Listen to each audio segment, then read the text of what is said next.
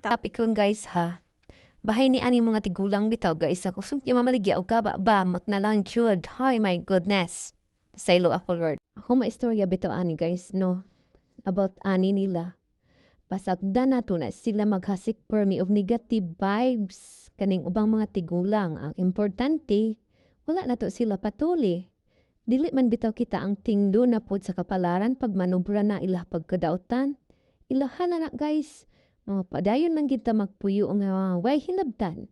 Atong aming timanon kani atong mga cake, atong gip kapanginabuhian, mora ni ato ang ato bangon. Ang ibutang bitaw nato sa atong huna-huna guys, nung anong iyon ana sila. Tungod kay nakita nila nga naay kausaban sa atong kinabuhi.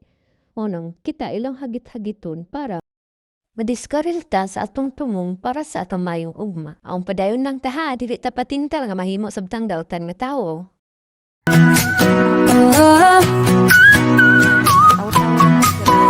Woke up to the sunshine in the sky. Hear the birds singing, oh my, oh my. Grab your shoes, let's start the day. Clap your hands and shout, hooray! Stomp, stomp, stomp, let's have some